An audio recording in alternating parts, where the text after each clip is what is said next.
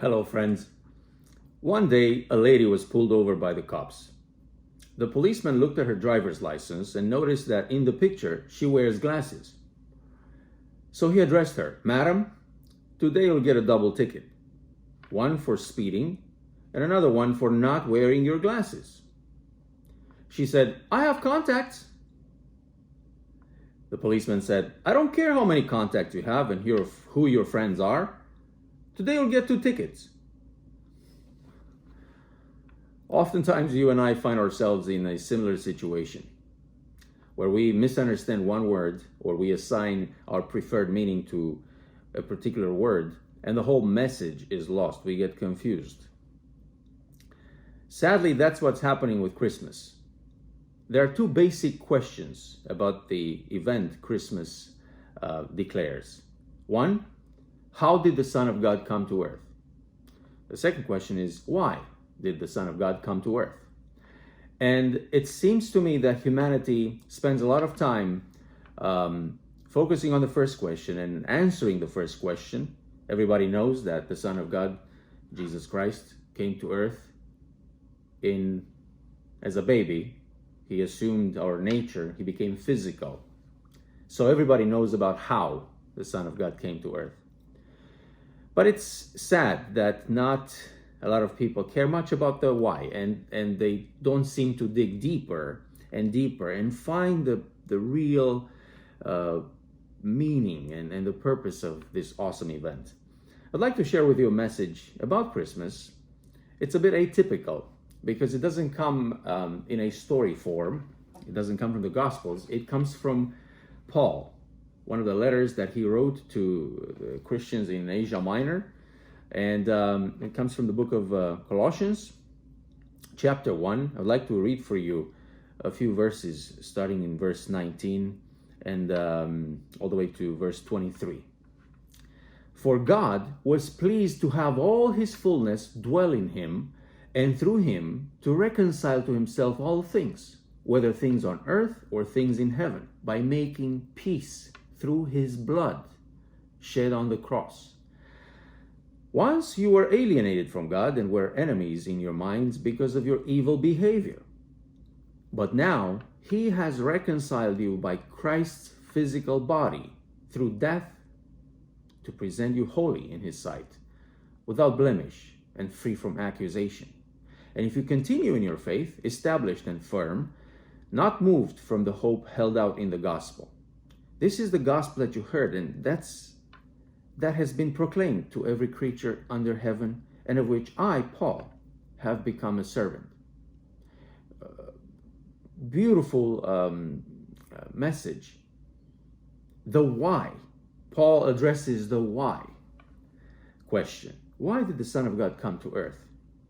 And basically, in verse 22 he says, "But now he has reconciled you by Christ's physical body." There was a problem between people and God. There was a problem between heaven and earth. We were unreconciled with God. We were in an unreconciled relationship. And that's the reason why Jesus came, became physical, assumed our nature to reconcile us with God. But this is not the normal way you're going to hear the meaning of Christmas explained. Because when you look at the TV ads, the commercials, the store ads, we really get confused. Because the message is, if we work hard, if we come together as humanity, we can make the world a better place. If we hold hands, if we breathe in unison, if we really get together as one, we can make the world a better place. It's like that song that they sang in the Live Aid concert in 1985. "We are the world, we are the children." Do you remember that? "We are the ones who make a brighter day, so let's start giving." So the message is, if we come together and if we have a giving spirit, we can fix it.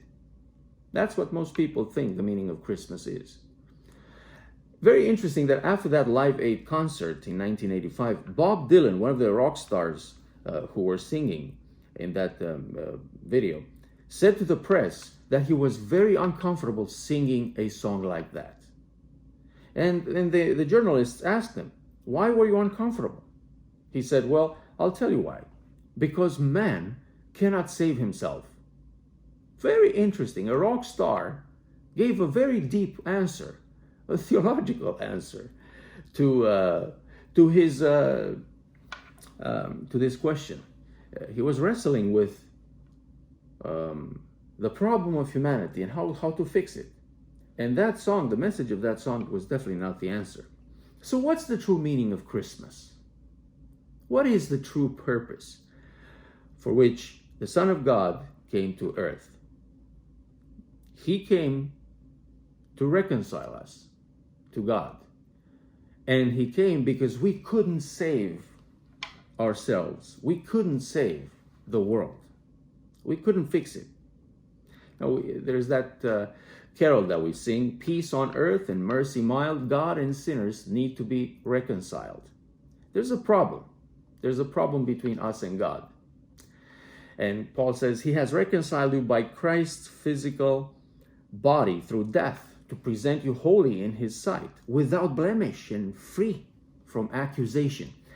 Paul borrows language from the Old Testament. He is trying to explain our spiritual condition, humanity's wretched situation and nature, condition of our human nature, by referring to the Old Testament, to some imagery and metaphor and language that he borrows from there. He's referring to the tabernacle, to the temple, to the rituals and the ceremonies that the people of Israel were commanded to conduct.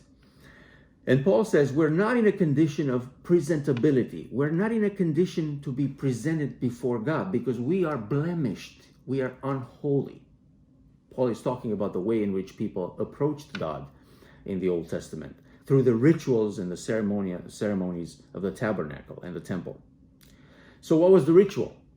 Well, in the center of that of the place where they met God was the holy place, right, where God dwelt, and his presence, his face, his panim, that word, the Hebrew word, the very presence of God, the very face of God was there. And if you wanted to go back there and worship God, you had to be unblemished. You had to be clean. You had to clean yourself. You had to clean your clothes. There are many regulations. And when you read all those regulations in Leviticus and Numbers, you get the point. We're not fit to be presented before the presence of God if you're not clean. And there are many clean laws, very comprehensive, very complex, incredibly detailed. So sometimes we get confused.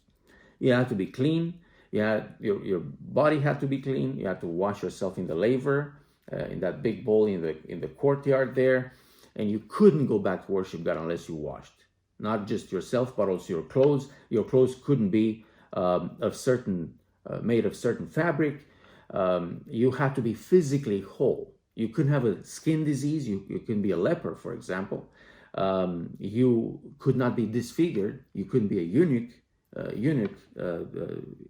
You couldn't have a problem of a hemorrhage of any sort, of a flow of blood, and many detailed do's and don'ts when it came to man worshiping God. You had to be unblemished. You had to be clean. And there are, of course, many dietary laws, all pointing to the idea that you have to make yourself clean, unblemished, without a problem, fit for going before God. We're getting pretty confused as we study this because, and sometimes we seem to miss the forest for the trees, because we get bogged down into the details of those rituals and ceremonies. And so when you read and you stand back and say, what's the purpose of all this? There was almost no way that you were continually clean, especially back then, thousands of years ago.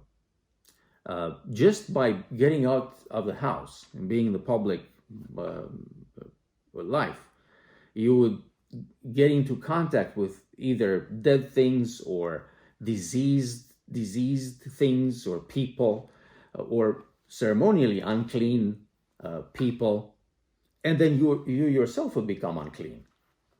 So it was extremely difficult to stay clean. So why did God do that? Why did God give them so many rules and regulations and regarding the clean notion and concept, knowing that they couldn't stay clean? Well, the message is there's something wrong with you people. There's something wrong with you spiritually, not just physically. The physical clean laws were there to say that you have a problem, spiritual problem. You are in a sad, unclean condition. You're continually getting into a position of being unfit, spiritually unfit before God, unreconciled, unholy, blemished, unworthy, not fit for the presence of God. That's what those laws were there to tell them. They were visual aids. They were powerful metaphors that they had to actually not just repeat or read, but enact through those ceremonial services. Somebody would probably say, well, that was back then. Okay? Back then, they were rudimentary. God had to address and deal with this primitive nation, primitive group of slaves, and had to re-educate them. But we have a better understanding of God today. We have a higher, an elevated understanding of God. Well, Paul doesn't seem to say that. Paul says, well, get this. Those things, the temple rituals were pointing to, realities, spiritual realities. The fact that you have an unchanging spiritual problem. You are unfit for the presence of God. That's what he's saying to the Colossians. And so now what? We're blemished, we're unclean, we're unholy. We're in an unreconciled relationship with God. Now, you can't really dismiss God and expect him to be in a perfect bond and perfect relationship with you. I don't know if you've read of the French philosopher who was asked, an atheist French philosopher who was asked, aren't you afraid of meeting God one day? And he said, no, I'm not afraid at all. God will forgive me. That's his job. And a lot of people think that, well, I can dismiss God, I can sin, I can break the moral law, I can behave the way I want to, treat God as less than who he is, and no problem. He should be able to forgive me because that's his business. That's his job. Well, it's not that easy. There must be a payment for this breaking, for this divide in our relationship with God. And somebody paid a high price for us to be reconciled to God. Paul says that in verse 22, he has reconciled you to Christ's physical body through his death. But up in verse 20, he puts it this way. And through him to reconcile to himself all things, whether things on earth or things in heaven, by making peace through his blood. Here's the way to reconcile with God. And Leviticus is very detailed on it. If you start reading in chapter 1, verse 3, 4, and on, Moses writes in Leviticus that when any of you make an offering, that was the command God gave Moses. When any of you make an offering, make sure you offer a male animal without defect. Without defect. Lay your hand on its head, and it will be accepted on your behalf to make atonement for you. When you go to Leviticus 16, the Day of Atonement, they had two goats. They presented two goats, and the high priest Aaron would lay his hand on one goat's head and would say, lay your hand, in fact, that's Leviticus 16, I'll read a verse here. Lay your hand on the goat's head and confess all the sins of the people, and put the sins of the people on the goat, and drive that goat out of the camp. Send it out of the camp, put it into a solitary place. The other goat, without defect, was slain for their sins. Very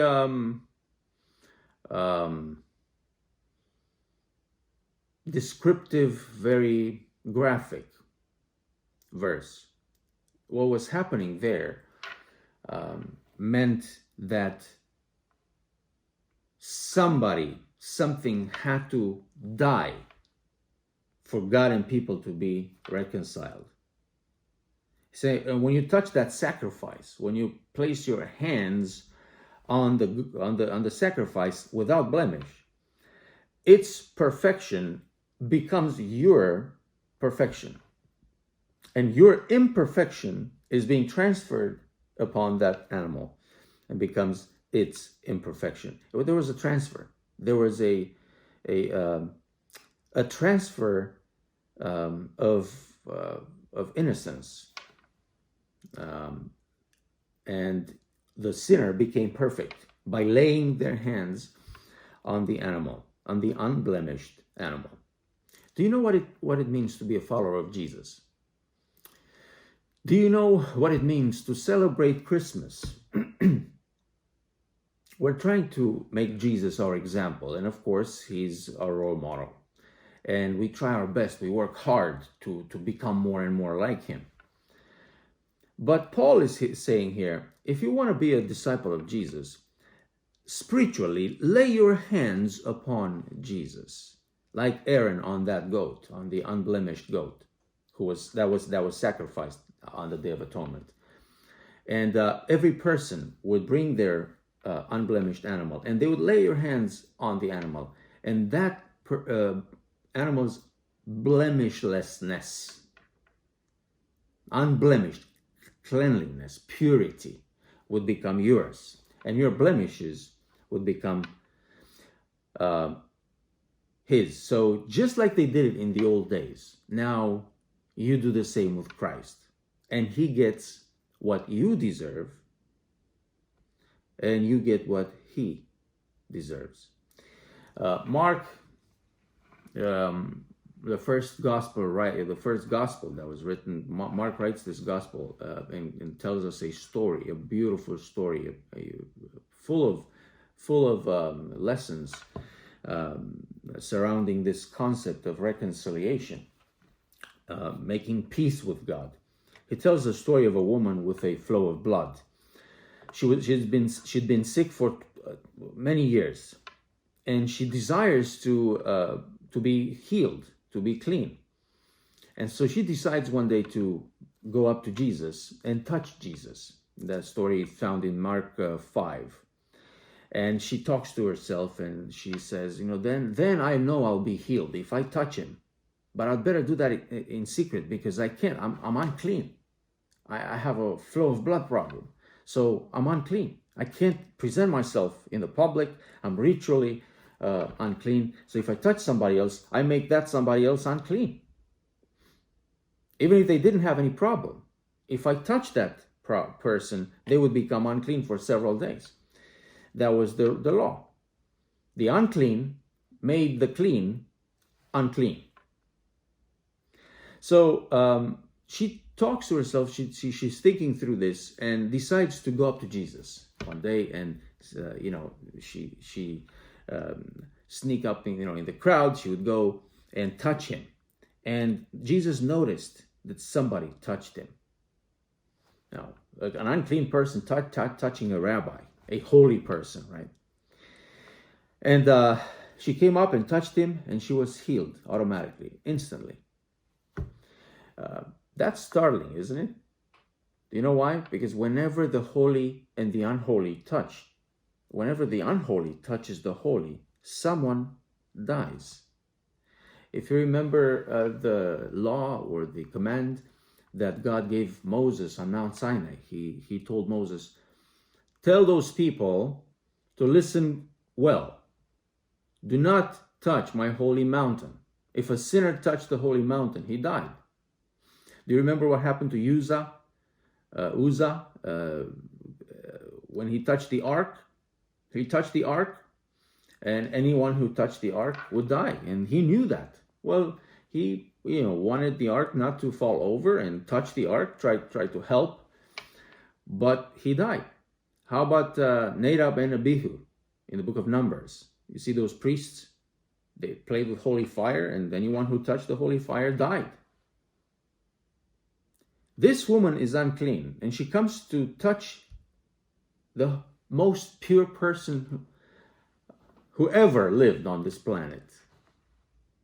Purity itself. And she lives, and she's healed. Do you see what's happening here? Do you see, can you connect the dots? She's unholy, she's unclean. He is holy, he is clean. She touches him, and she lives. How is that possible? Because in the infinite grace of God, the wonder of the ages, when the unholy touches the holy, someone still dies. But in this case, Jesus, the Holy One, the clean one, dies. It's the Holy One who dies. She did make him unclean. Her uncleanness transferred over to him, and that's a picture of what it means to be a follower of Jesus.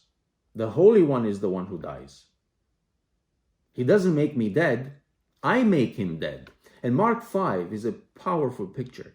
Her flow of blood stops that day because Jesus's flow of blood began. Not literally that day. It's just a picture, a metaphor. He died so we could live. And that's the reason why Paul can say what it means to be a follower of Jesus now is to be holy and without blemish and without any accusation in his sight. Do you see that word? But now he has reconciled you by Christ's physical body. Now you're presentable. Now you're being presented in front of God, unblemished. How? Why?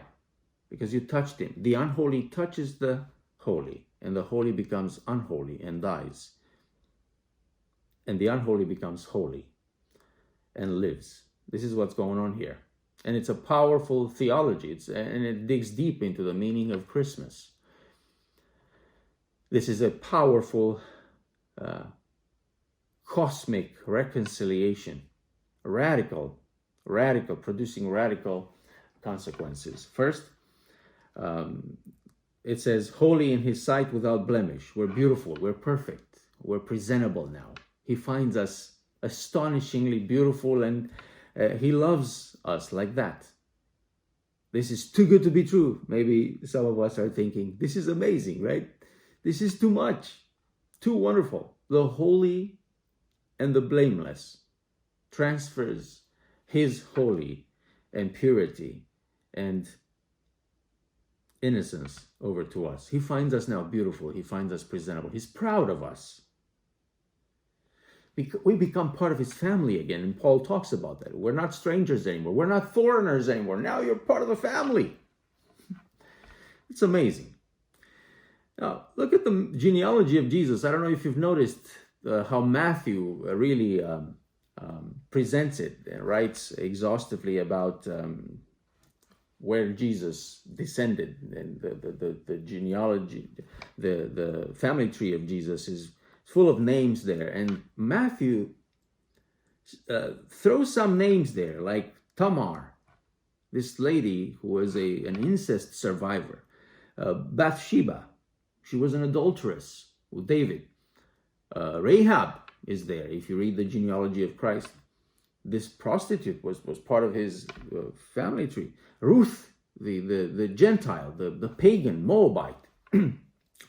What point does Matthew make with that? Matthew sticks those women in there in the list, those Gentiles, those sinners, all those people, unclean, ritually unclean, to make a point. We all used to be cut off from the presence of God. Your genealogy is usually people in your family, people you're proud of, people you love. Now, all of a sudden, we, the unclean, the Gentiles, the pagan, the ones who are far away from God and from the purpose and the dream that God has for us, we become his family. If you come to God in Jesus, if you lay your hands on Jesus and touch Jesus, so to speak, treating him as Paul says here, it doesn't matter who you are, it doesn't matter where you come from, it doesn't matter your pedigree, it doesn't matter your cultural background, so moral standing. You can become a part of God's family in Jesus, and he is proud of you. He brags about you now. You're his family. And very interesting here that God is not just feeling mercy for us. Christ paid our debt, and because he's loving and he's gracious. Now all of a sudden reconciliation becomes a legal thing, and that's what Paul, that's the point Paul is driving here in this passage. If you're a follower of Jesus, for God now not to forgive you, God will receive two payments all of a sudden. One, you sinned, and there was a payment that had to be made. And Jesus came and said, I'll pay this high price so that this reconciliation will be made possible. Now, if God wouldn't forgive you, then he would get two payments. And that would be legally unjust, because Jesus paid your debt. What does that mean? That means that the very justice of God demands you stay free and clean and unblemished and pure and beautiful, free from accusation. Not just the grace of God, not just the mercy of God, because he's love, but the justice of God demands that we are not condemned anymore, because Jesus already made the reconciliation possible by paying that high price through his death for us.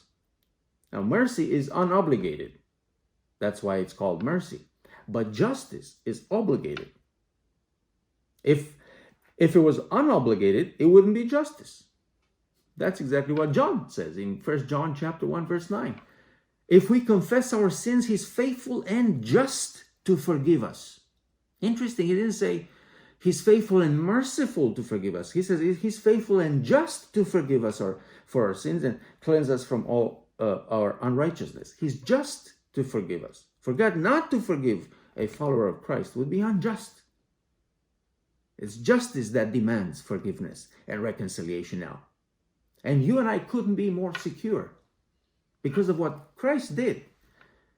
Now God finds us beautiful, and he treats us as being perfect, legally, not just because of his mercy, but because of his justice.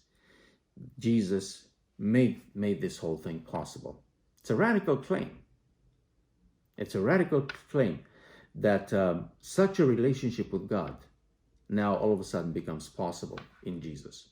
So this is what Christmas is about. Christmas, the fact that God became human, became physical, and assumed our nature, our humanity, implies strongly that the reconciliation effected by God through Christ on earth is not just going to help you individually and spiritually, because it says, for God was pleased to have all his fullness dwell in him, and through him to reconcile to himself all things, whether things on earth or things in heaven, by making peace through his blood shed on the cross. All of a sudden, this is not just personal, individual. This becomes a cosmic reality. The whole idea behind Christmas, the idea that God will become flesh, physical, that God would permanently inhabit a human body and become one of us, forever being one of us, means God is not out simply to take your little trembling heart and put it together. But it means that he's planning to take the whole entire universe, the whole creation, which is falling apart, and put it together. The universe is falling apart. Our world is falling apart. Especially in 2020, we've seen how many challenges the whole world faced. Everything is falling apart. You and I are falling apart. Time is out of joint. Nature is out of joint. Our bodies are out of joint. Everything is falling apart. But the reconciliation that Jesus effected someday will bring it all together. And we must remain optimists. We must remain positive during this season. Of course, it's easy to become pessimistic and look at the problems we have, and we realize that we cannot solve them through this legislative program, this new direction in politics, holding hands and singing, We're the World. So it's easy to become pessimistic. But when you look at the fact that Jesus took our body and assumed our nature and became one with us to effectuate this reconciliation, it's beautiful and it's encouraging. It's encouraging. We become optimists because now all of a sudden we have a mandate to become agents of reconciliation and get out there and heal those bodies and serve humanity and bring a word of courage to people, work against poverty, seek people and try and teach them how good God is and introduce them to Christ.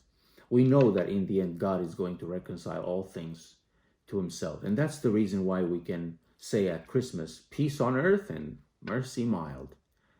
Every part of reality with God reconciled. The whole world reconciled with him. So I would like to leave you with this question. Where in your life do you see a relationship that needs mending, that needs reconciliation? Now you're an agent of hope and reconciliation. That's what Christmas is about. Not just looking into what gift to get for my aunt and how many people I need to send those Christmas cards and greetings. That's okay, but it's not just that. It's more than that. It's about bringing peace in the world. So may this Christmas, may this season become a reality in your life every day. May the reconciliation that we should celebrate this season become a gift that you can give to someone that you've probably been apart from and you've probably been in a tense relationship with. Forgive, bring peace, reconcile. Just as God in Jesus reconciled himself to us. May God bless you.